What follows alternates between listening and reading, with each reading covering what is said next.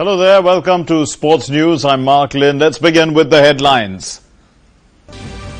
All-round dominance helps India win by 7 wickets to take an unassailable 3-0 lead in the 5-match series against the New Zealanders. Mohammad Shami bags the man of the match.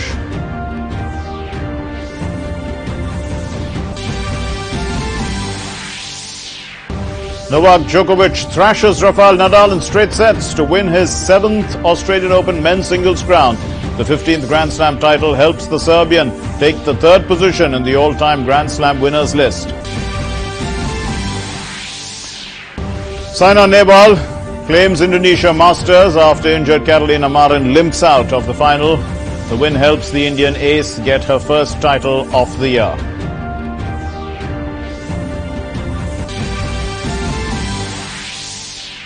And Chelsea comfortably beats Sheffield Wednesday in the FA Cup 4th round with Williams scoring a brace. Tottenham Hotspurs bows out of its 2nd knockout competition in 4 days after being defeated by Crystal Palace.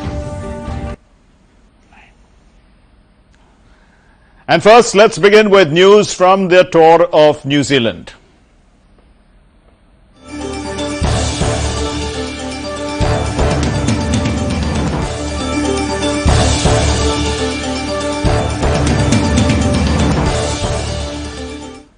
Well, an all-round India defeated New Zealand by 7 wickets in the 3rd ODI to clinch the 5-match series 3-0.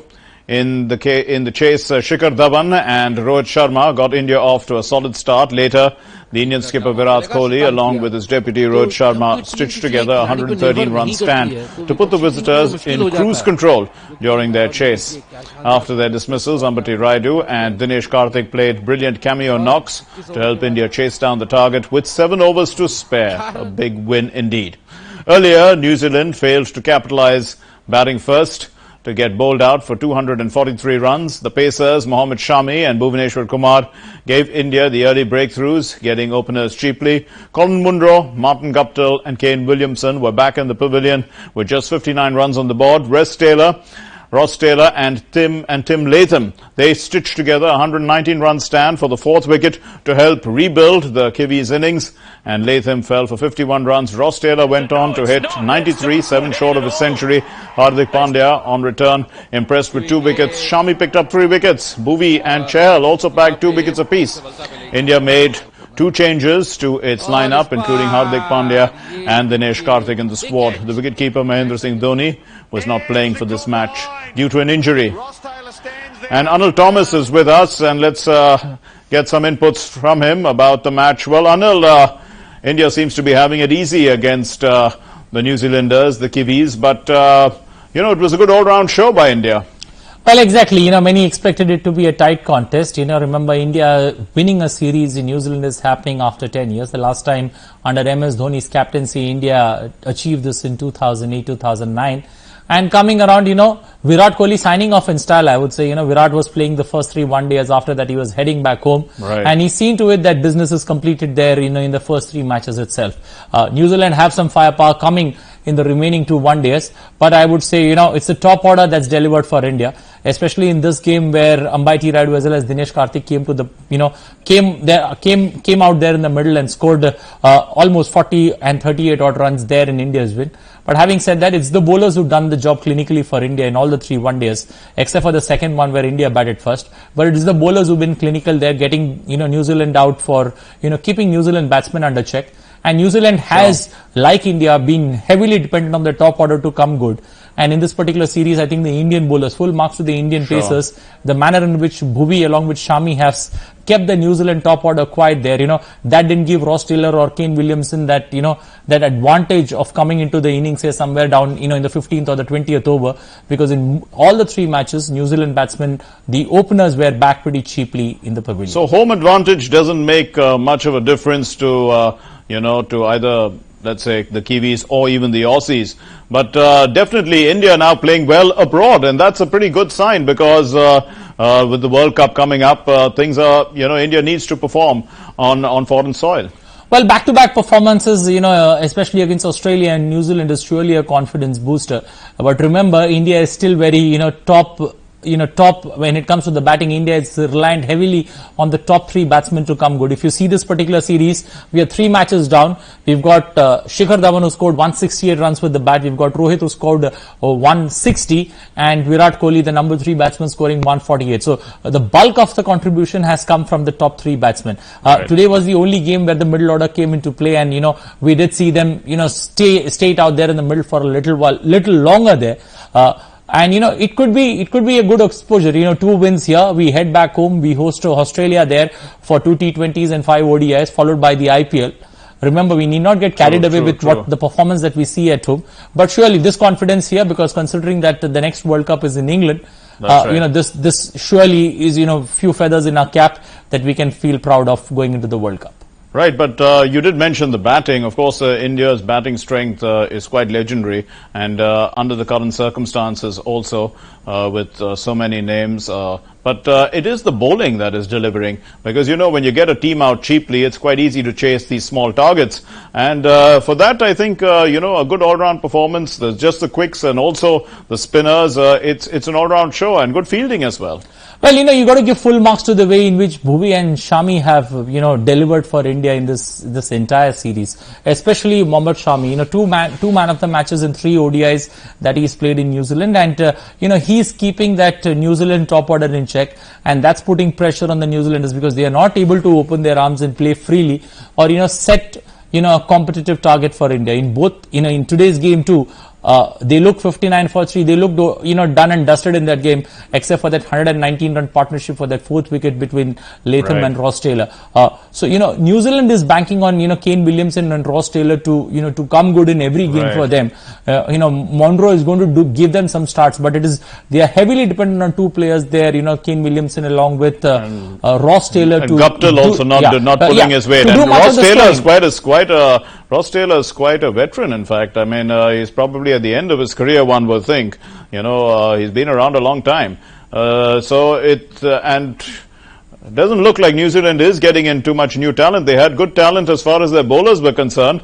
But, with Southee and Bolt, what's the future like for the Kiwis cricket? Well, Kiwis seem to be struggling. They've never found players, if the batting's click, the bowling is let them down. This time around, other than Trent Bolt, you don't see any bowler or any spinner there. Sodhi is there, but Sodhi is not very effective against Indian batsmen. So going into a World Cup, New Zealand are still the dark horses. In any World Cup, any Champions Trophy, you walk into New Zealand as the dark horses, considering, the wickets there in England. Having said that, New Zealand have a lot of concern to look at, a lot of talent because Ross Taylor, this could be the last World Cup that Ross Taylor is playing for them. Kane Williamson is not expected to continue, pretty long, playing for New Zealand. So New Zealand have causes of concern, but New Zealand have never got good batsmen like, remember those 1992 World Cup where they had, a player like Martin Crowe or Mark Greatback who could single-handedly take them into, the World Cup semi-finals. This time, New Zealand have players in ifs and buts, but, putting together a unit is difficult. But New Zealand going into a World Cup surely is a dark horse, and people would, favor New Zealand to, at least reach the quarterfinals. Well, certainly lost the plot with, you can't have 240 runs on the board and expect to win a 50-over match in this day and age. You were talking about in the 1990s. I remember then, of course, Mark Greatbatch, in fact, revolutionized the way cricket was played, because he opened, and in the first 15 overs in those days was the period in which they had restricted fielding, and he used to hit over the field, and that was the concept that was developed, and in fact it later was developed by the Sri Lankans, who won the 1996 World Cup based basically on Greatbatch's ideas. So, I mean, you can fill us in with some of those. Well, New Zealand have always been known to be innovative. Remember that World Cup where they opened with Deepak Patel, spinner coming on to bowl in that first 10 overs, I think the second over that he bowled. So, New Zealand had been innovative in the way they approach the game. And, it could be interesting to see what New Zealand, does coming into the World Cup in England, because New Zealand have nothing to lose. They'll be the dark horse, and, they would look to enjoy themselves there and get some wins under their belt. Remember, Australia won the last World Cup. New Zealand has never won a World Cup. So, the rivalry between Australia and New Zealand is always there. And, New Zealand would be hoping that somewhere deep down, they could at least reach the final. That could be the icing on the cake for New Zealand. But surely New Zealand have loads and loads of concern going to the World Cup. You're too reliant on the top 4 batsmen to deliver for you time and again. Yes. And, just like India, though not in terms of percentage, because if you look at the top 3 nations that are top reliant scoreline, India stands number one. Especially we expecting Rohit, Shikhar and Virat to fire there in every game. And it could be one bad day in office. Remember the 2015 World Cup, the semi-finals that India lost to Australia. One bad day, your top order didn't play except for one batsman. True. And you were out of the World Cup. So, it could be anybody's World Cup. But yes, for New India is Zealand, setting it up nicely, so that's pretty good. Let's move on to this story now. The International Cricket Council has suspended India's Ambati Rayudu from bowling in international cricket. Rayudu was reported for a suspect action during the first ODI against Australia earlier this year, and had 14 days to get his action tested. However, Rayudu decided against getting his action tested and thereby has copped a suspension that will not allow him to bowl until he is tested and proved to have a legal bowling action. However, this ruling will not prevent him from bowling in domestic competitions played in India. And still with cricket, Pakistan's captain Sarfaraz Ahmed has been suspended for 4 matches after accepting that he was in breach of the ICC's anti-racism code for participants following an incident that occurred during the second ODI against South Africa in Durban on Tuesday. Ahmed was heard on camera making racist remarks directed at the South African batsman Andile Felukwayo, who, along with Hendrik van der Dussen, had guided the Proteas to a series levelling win against the Green Shirts in the second ODI on January 22. Sarfaraz will miss the remaining 2 matches of the ongoing ODI series as well as the first 2 matches of the T20 International Series to follow. After the announcement by the Council, the PCB released a statement saying that it was disappointed with the ICC's decision. And Holder's man of the match helps the West Indies win, and Holder, of course, ahead of Shakib and Jadeja in the ICC all-rounders list. So Jason Holder, as we were talking about, has become the first West Indian since the cricket great Garfield Sobers to be named as the world's leading all-rounder following his superb display against England and Barbados.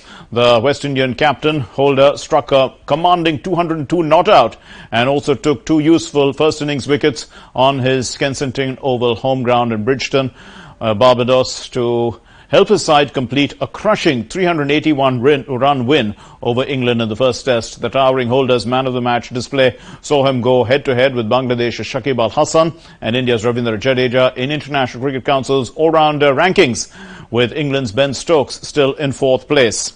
Let's take a break. You're with us on the Sports News. Stay with us.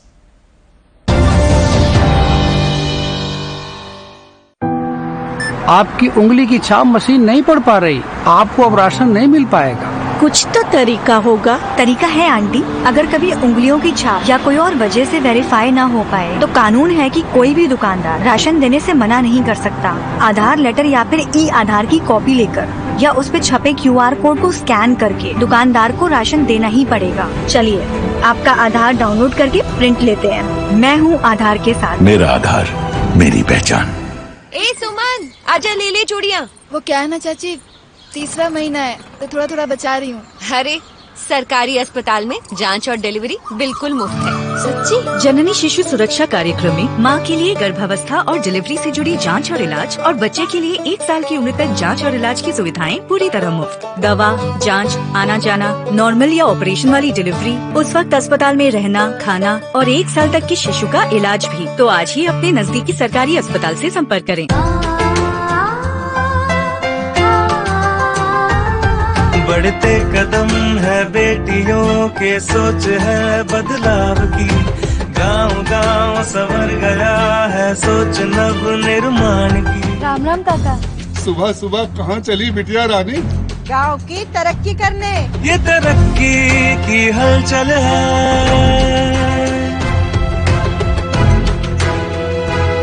ये तरक्की की हलचल है। मेरा भारत अब digital है, मेरा भारत अब डिजिटल है। डिजिटल इंडिया के तहत CSC के द्वारा गांव का स्वरूप बदल गया है। जो काम करवाने दूर शहर में जाना पड़ता था, वो सर्विसेज अब गांव-गांव पहुंच गई हैं, ताकि गांव कहीं पीछे न रह जाए। और इन्हें पूरा कर रहे हैं गांव के लोग और ऐसी सशक्त महिलाएं। मेरा भारत अब डिजिटल है। अरे भैया, क्या हमेशा के लिए बैंगलोर जा रहे हो क्या? प्लानिंग तो परफेक्ट होनी चाहिए ना। अब वहाँ किसी चीज की जरूरत होगी तो क्या भोपाल वापस आऊंगा? फिर ठीक है, लेकिन वहाँ अपना आधार अपडेट करना नहीं भूलना। आधार अपडेट?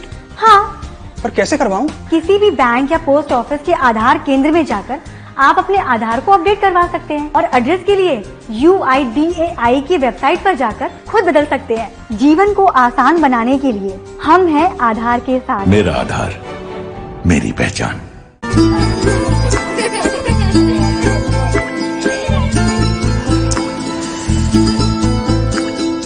मिठाई के साथ मटर के दाने? हाँ, ये सब तुम्हारे लिए हैं। लेकिन क्यों? माँ कहती है मटर के दाने शक्ति और बल का प्रतीक है। ये एक प्रथा है भाई, ताकि तुम हमेशा बलशाली रहो और वक्त पड़ने पर मेरी रक्षा कर सको। पर मुझे क्यों? ताकि तुम सक्षम बनो और अपनी रक्षा खुद कर सको बिना किसी मदद के। तुम्हारी सोच है औरों से जुदा, क्योंकि मेरी बहन है सबसे जुदा। आपकी बेटी भी है आपकी बेटों के बराबर, उसे समान रूप से दे फलने फूलने का अवसर। सोच नहीं अपनाओ, बेटी बचाओ बेटी पढ़ाओ। पापा! अभी नहीं बेटा, थक गया हूँ। फिर से मुँह खोलो। अभी नाश्ते में क्या खाया था?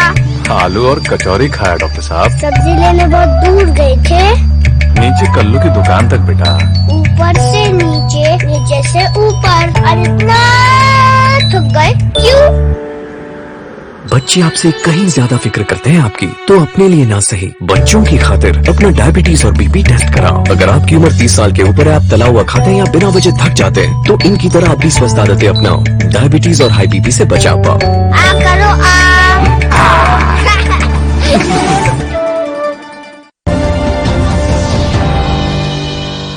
Welcome back. You're watching the sports news, and Saina Nehwal was declared the winner of the Indonesia Masters after Carolina Marin retired with an injury. Carolina Marin winced in pain soon after landing awkwardly on the court. Saina Nehwal immediately crossed over to the other side of the net to check on her opponent, and the London Olympics bronze medalist Saina was trailing 4-10. In fact, in the opening game when that happened, when Marin decided to withdraw from the contest. Saina is now the first Indian shuttler to win a medal at the Olympics, win a Super Series event, win a World Tour 500 event, win a silver at the World Championships Indonesia Masters. Injury as well.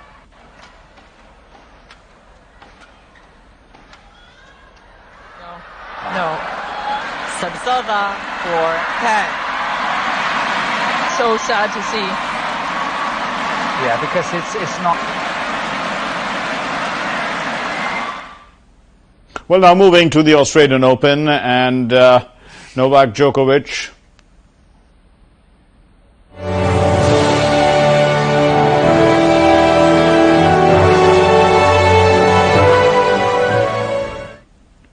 Novak Djokovic says he is motivated and having a shot at Swiss great Roger Federer's all-time men's record of 20 Grand Slam victories. The 31-year-old Serb, the world number one, thrashed the great rival Rafael Nadal 6-3, 6-2, 6-3 and claimed his 15th major in Sunday's Australian Open final. It was his third slam in a row, having won Wimbledon and the US Open in 2018. After his flawless demolition of Lucas Pouille in the Australian Open semi-finals, Novak Djokovic said that he felt divine. His biggest challenge on Sunday was to come up with an even stronger word, because this was tennis from another planet. On paper, the 53rd meeting between Djokovic and Nadal is not just the world number 2, but one of the greatest players in the game's history. Yet, he was rendered completely helpless by the depth, speed and angle of the balls flying at him. The last time these two met in 6-3 rout, it was the first time Nadal had failed to win a set in a major final. Coming off from the blocks with the right intensity and trying to be aggressive and protect the line and make him feel pressure from my side.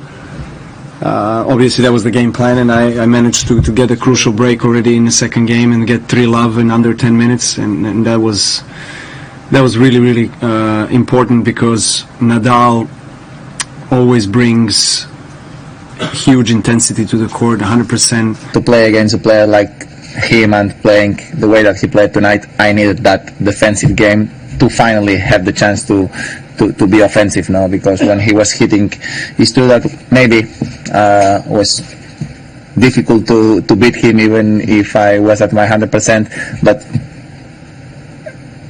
probably will be a little bit more fight. And for the bigger picture, he has just become the first man to win 7 Australian Opens, moving out of a 3-way tie with Roy Emerson and Roger Federer. I have to work on my game, on my clay court game a bit more than I, more specifically than I have in last season.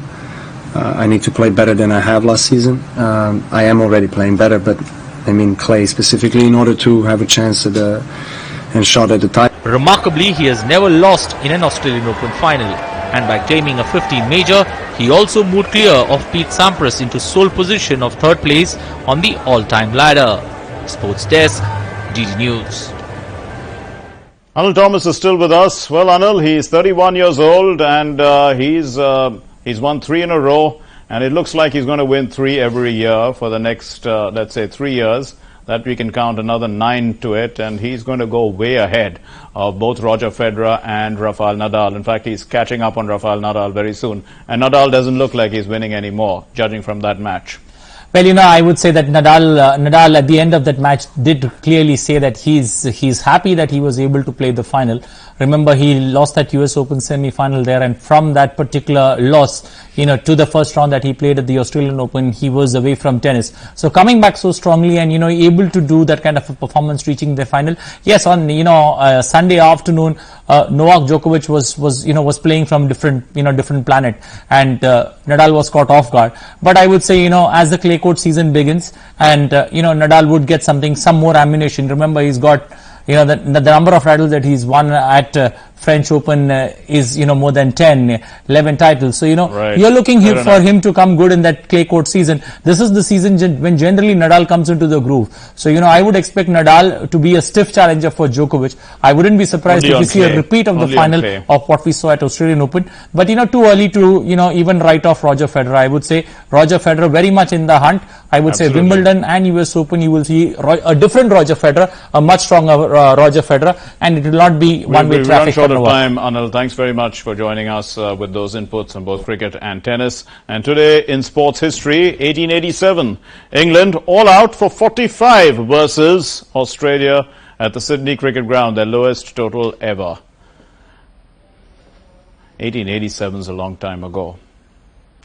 1976, Irapadi Prasanna became India's most successful spinner in a rare overseas win for India against New Zealand in Auckland. He also went past Vinu Mankad's 162 wickets, making him the #1 spinner in Indian history at the time. He was a great offie. 1989, Australian Open tennis tournament, Steffi Graf of Germany beat Helena Sukova of the Czech Republic 6-4, 6-4 and won the women's final. And that's it on this edition of the Sports News. Until we meet again, thanks very much for watching. Goodbye. Namaskar.